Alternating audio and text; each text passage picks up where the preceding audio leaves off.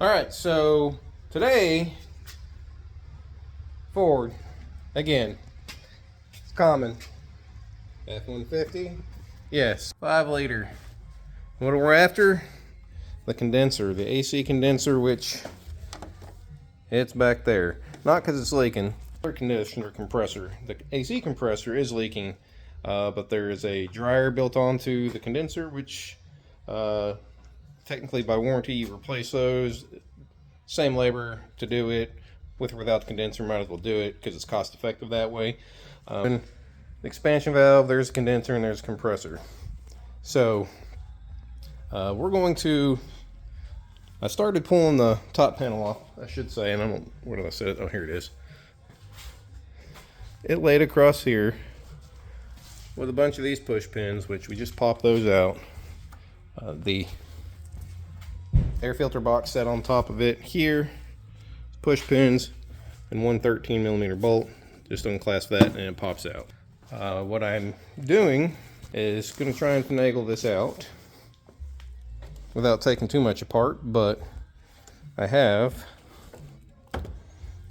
passenger side on the front. There's one, there's two. That's where the AC lines go to the condenser. The bottom one was a 10mm nut, which I've already pulled. Top one is a 13, which I've loosened. This system was pre-drained. The freon was removed. The new and improved R1234YF. Unfortunately, my machine is still for the R130. I had to take it elsewhere to have that done. But now we're going to see if we can get all this replaced and we'll get it back over there. But again, like I said, we are working on getting the condenser out, which that panel that's set over the top of this goes over the top of the condenser. The radiator covers all of this. But I'm thinking we can get this condenser to slide out through here. If I can get enough room, loosening the radiator and leaning it back. We'll see. And the next thing, you can see that hole there, and I'm looking again on the passenger side of the grill. There's one there. Go to the driver's side, and right there is where 10mm bolts used to sit. Look down through the top here and show you what it was, or what it goes to. So that black plastic piece there goes across from side to side. We'll go to the other side. And right there is the other side of it. It holds a cooler, which looks like maybe in the way of sliding the condenser, because the tab's down there.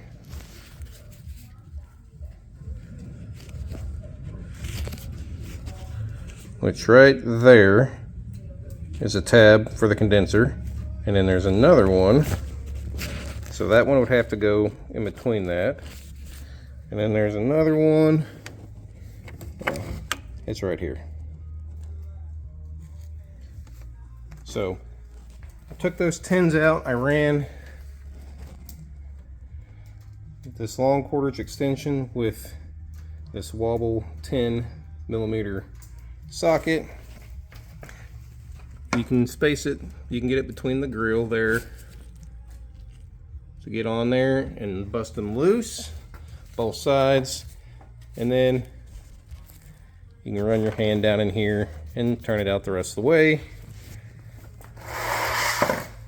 So did that on both sides there. Same thing through the grill. And then I did, like I said, got both the condenser lines, the nuts on those broke loose, turned those out by hand. I still have the lines sitting there just to prevent too much debris from getting in there while we're working on removing this out. But now we have two bolts on this side. Again, the other side of the condenser just had those tabs that look like are bolted to the radiator, I'm guessing. I can't see it per se, but that bolt right there should be a 10, and then there's another one right there. Let's yeah, there you go. And this is looking from the top down. And yep, that is bolted to the radiator. So that 10 and that one down there, we're going to take those out, and that should technically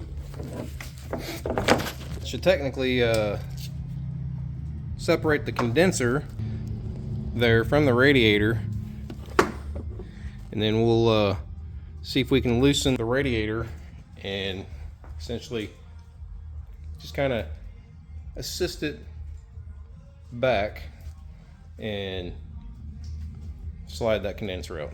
Let's see if we can do that. Okay, so I got to the bottom bolt down there for the condenser. If it would, there we go. And what I did there is I have my electric ratchet with long extensions run through the bottom with my wobble.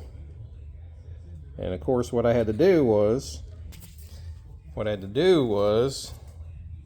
take this and stick it through the grill there up towards it.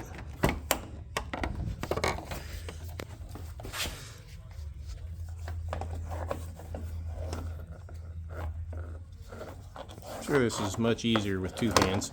Anyhow, stuck it in there, holding it with one hand, which you can kind of see up there where the hole is, where the bolt should be. And then, with the other hand, took the socket, went down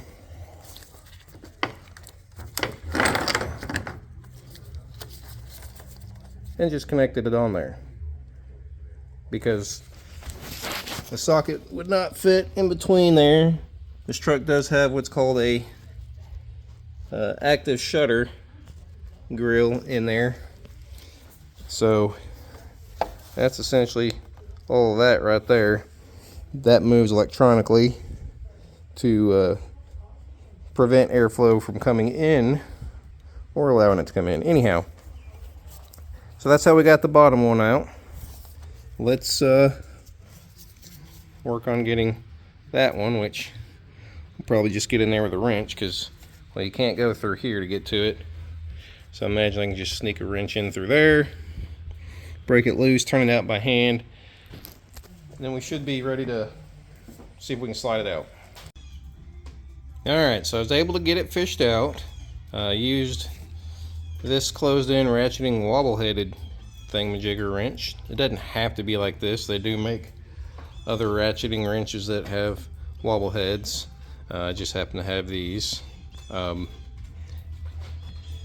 I backed it out as far as it would go, and then I was able to kind of twist around, do my fingers, twist it the rest of the way, and then I use these needle nose with a 45-degree head on it to just go down there and grab it and slide it out. I'm sure probably would have been able to pull them out with my fingertips, but I didn't want to take the chance of dropping it and then maybe Narnia or wherever is down there that a 10mm bolt. Alright, now let's loosen the radiator and see if we can slide this out. Voila, looky there. Look what I got out. Perfect. So, that's the side. Sits on driver's side, passenger side where the lines are. And then of course, just right here, this is where the tangle of the condenser on the driver's side set in there, and you just take a little screwdriver and pry it in to get the tang to come past it. Oh, by the way, I did take out, let's see, there we go,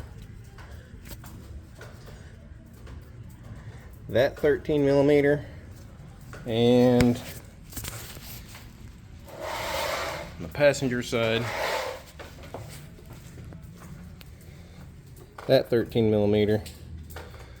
Those are essentially the upper mounting bolts for the radiator, which you don't have to technically, I guess you don't have to pull them all the way out. You can just loosen them a little bit. It just allows the radiator to lean a little bit that way. It is sitting on rubber, which you can't see them, mounts further down. But you don't want to pry on it or push on it or anything. Take a chance of breaking the radiator, which you don't want to do that. But it just leans back just a tad, allows you to fish that condenser out, and there you go. If you did not know how to take a condenser out of your, this being a 17 F150, I'm guessing it's 15 and newer. This is a 5 liter. There you go. Pull the freon out first, and then follow those steps. And then to install it, I'm sure it's probably just reverse what I just did. Alright, moving on.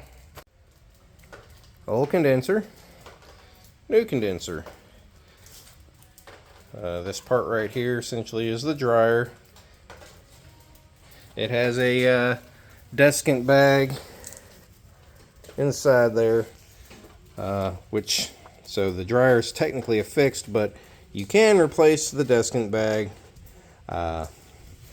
Kind of common practice, at least a lot of places I've been. Just go ahead and take care of the whole condenser, because, well, there's a good chance that if there's any congestion, clogs, that, well, there's not real big holes in there for it to get through. So but looking at these, they look like everything's in the same spot. It looks like the only thing I'm going to need to change over are these studs. Pull them out here and here and put them into the new one. Looks like these are inverted Torx. Let's see what size they are. Looks like the small one is an, what size is that? That's an E5. And this big one, or the bigger of the two, E7. So we'll get those pulled off, put them on to that one, and then we'll stick it in. Okay, fellers, there it is. There's a new condenser in there. It's mounted back up. Got the lines hooked up. Got that bracket running across there for the other cooler put back in where it's supposed to be. Got the radiator bolts, upper mounting bolts put back on. So now we just got to put the plastic cover back up there and the air filter box. And there you go. That's how, again, that you do the condenser.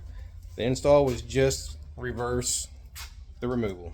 Nothing special. Just be careful when you're tilting the condenser in. Don't hit the radiator. Don't smash the fins on the condenser.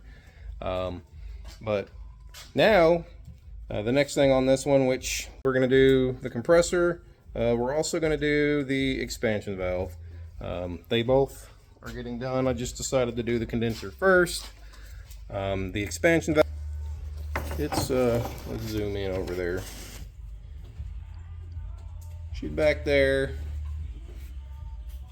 hiding with the heater hoses below the computer on the passenger side firewall.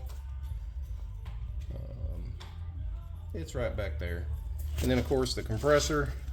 It's probably going to be a bottom side job, but it's down there. All right, here we go. Now we're going to go after the AC compressor on this 2017 F150. And yes, I do have it on a lift, so I imagine you could do this laying down, but there it is right there.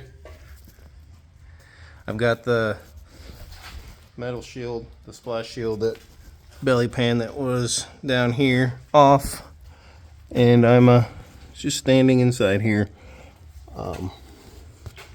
But there is really not a lot of room in here to get after the bolts for the line, so That's one right there, and I've got a wrench on it right now. That's a 13. Here we go. But there's probably another nifty way to get in there, but I'd like to go through the wheel well, but as you can see, the frame is right there, pointing right at it. May be able to sneak something from way up top, but I don't want to, so I'm going to use this pry bar. I've got that wrench on there, and I'm going to see if I can get this pry bar in between here and get it to break loose. And it looks like it may have just broke loose. Let's go up there and see. Well, I was able to get that one broke loose, no problem there, and got it turned out by hand. And then I got that hose there kind of pushed back and finagled up out of the way, but I cannot seem to get another one up here on this other line. So I've pulled the compressor mounting bolts out. Well, you can see one's completely out, that one's loose, and that one up there is loose as well. It actually won't come all out without pulling the compressor out because it hits the frame there, but we'll pull those out to allow me to let it down some more, so maybe I can gain access in there to that other bolt to the other line. That's the best I can do. Can't really show you a good angle, but let's see if I can get it out or get to that bolt on that other line now with the compressor a little bit further down. Okay, which you really can't see, but I took all the bolts out of the compressor, started pulling it forward from where it normally sits, and then was able to come back on the back side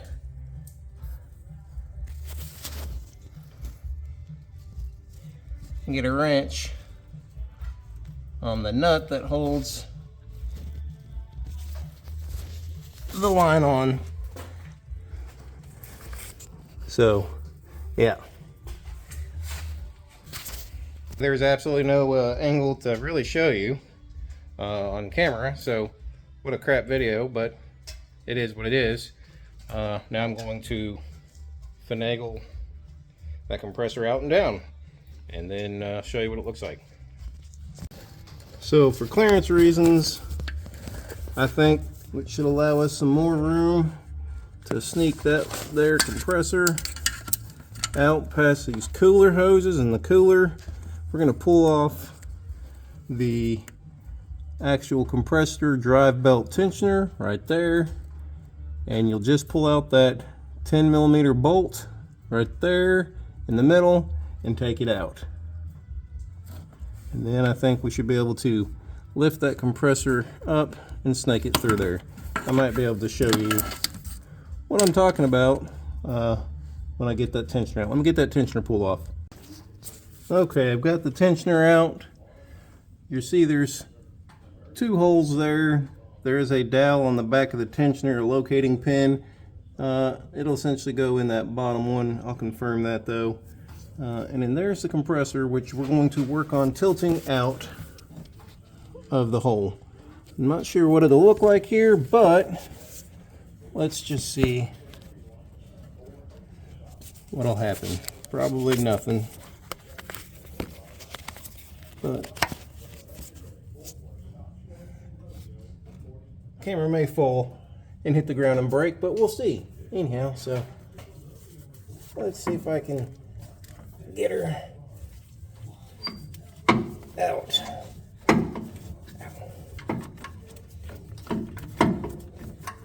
I don't know how I got it to where it's currently at. She's kind of stuck. I don't get it.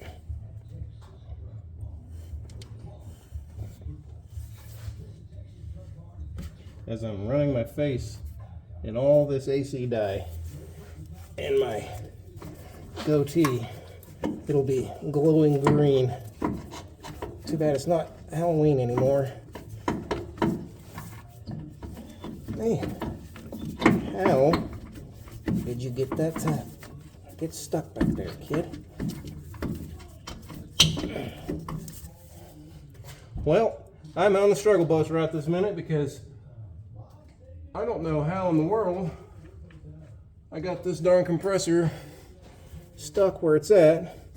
But guys, ladies, she's stuck. Let's, oh yeah, that's lovely noises. And now I can't get it to go back where it was. So weird. I mean, so the motor mount is what's back there. But I had to turn it all the way like that. I'm sure you're just getting a good shot of my arm there. It's almost there.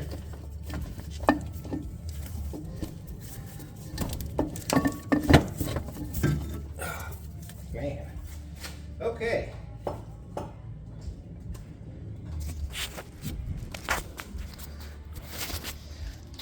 There is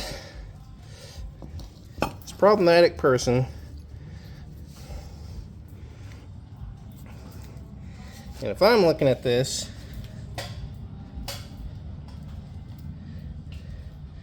I don't know, I mean, it looks, maybe it was coming out here. Just kind of trying to look at some of the stain marks. I mean, it's hard to see because, well, dirt and debris. But it sits in there like that.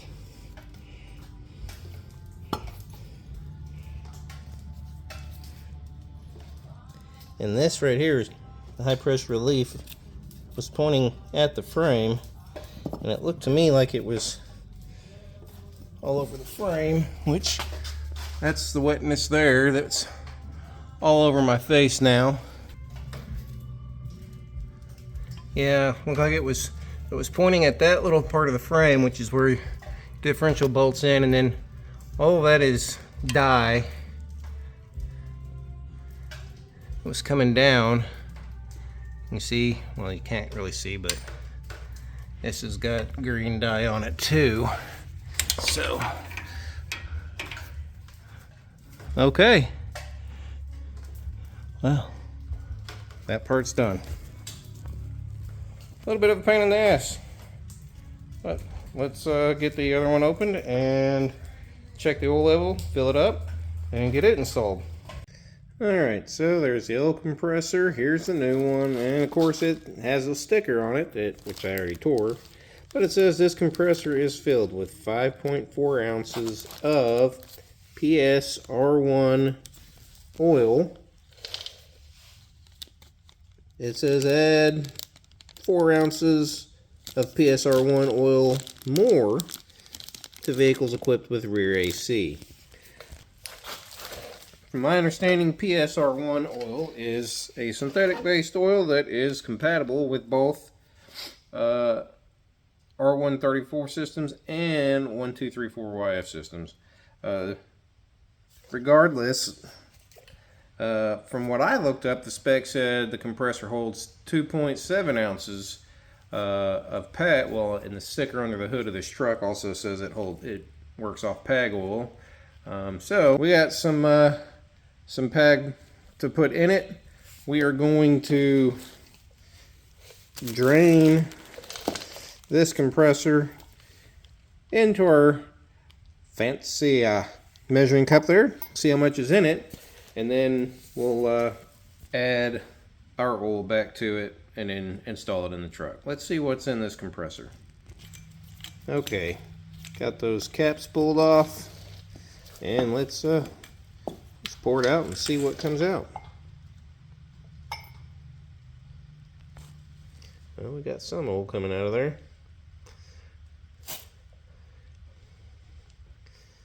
The sticker said it had 4 ounces.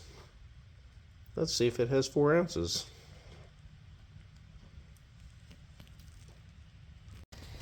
Would you look at that?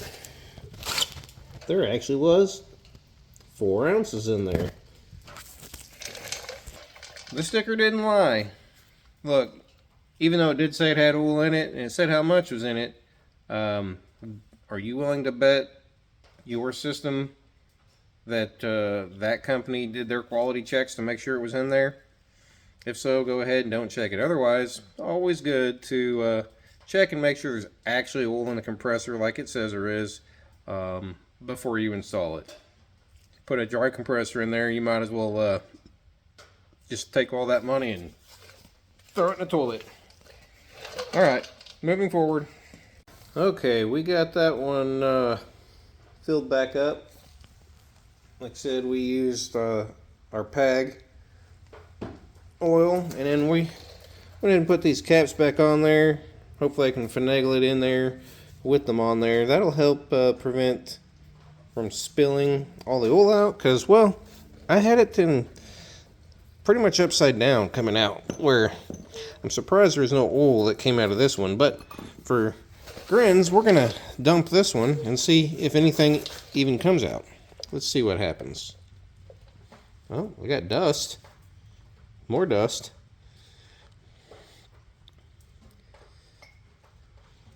Weird. Absolutely no oil is coming out of this. Well, maybe that's because it all leaked out already when it leaked out the freon. Did all the oil charge go with it? Again, which you really can't see anymore.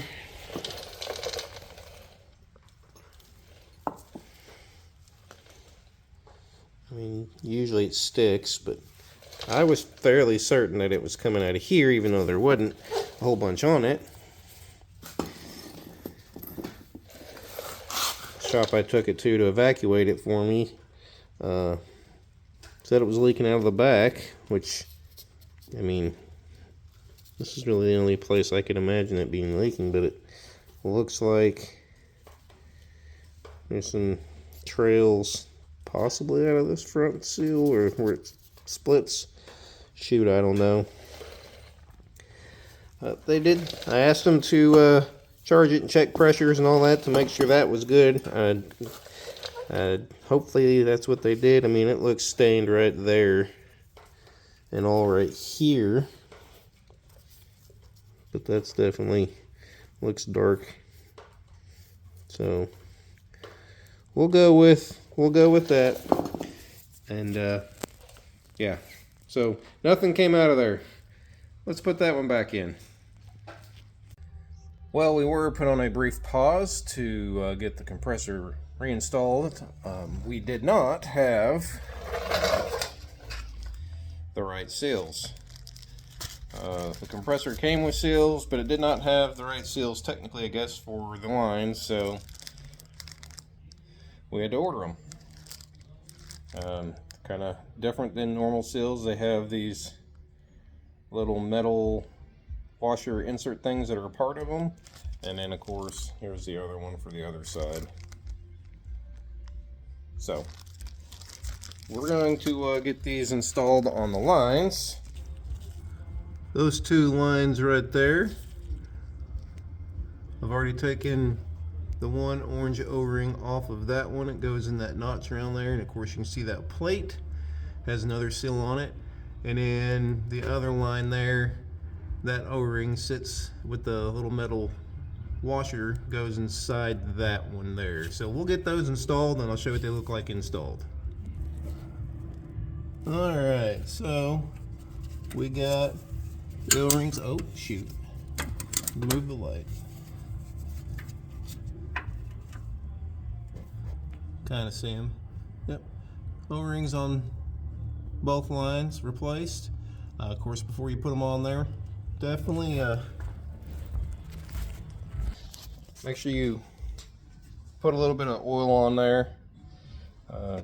That way they're not dry, so whenever you slide them over anything, they don't tear, and it helps them seal up. So now let's get back to attempting to finagle that booger back into the truck. Okay, so it's back in there. It actually goes back into place fairly easy. Back up in there.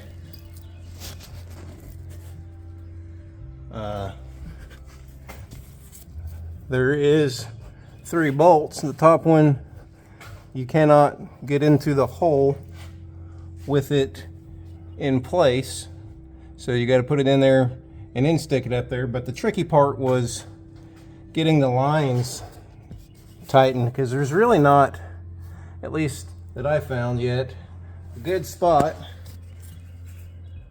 to gain access to tightening them while it's mounted there. So before it's even mounted down, I actually had it pulled out, held sideways, set the lines down, and then torqued them down with a wrench and a socket, and then got it mounted in. So honestly, it probably took me about, I don't know, 10-ish, 12 minutes to get that situated in there where it needed to be, and then the line's on and tightened down. So now we're going to put the tensioner back in, which, like I said, it has a locating pin or a dowel, and I believe, like I think I was saying, it goes in that bottom hole. I mean, the middle hole is where the bolt goes, but the one on the lower left, let's see. Yep, that dowel pin or locating pin does go in the bottom hole. Make sure you do have the compressor belt put around it first. It'll make it a lot easier now, because there's not a whole lot of room between it and the timing cover for you to try and fold it over and stick it back there. So I just have it off of that top pulley there. It goes up to that top pulley there, and it's technically not on the compressor right now either, but it is looped around that tensioner and on the crank pulley right now. So we'll get that 10mm tightened down, then use the 3/8 to move the tensioner down, get the belt put back up on that pulley, and then get the main drive belt put back on. And yeah, unless we run into any other snags or important tidbits of information, that's really going to be it. Compressor's on, lines are on, belts are about to be on. We just got to run it over, drop it back off so they can pull a vacuum on it, make sure everything I did is tight, no leaks. So if it holds vacuum, then they'll charge it. But we'll catch back up here shortly.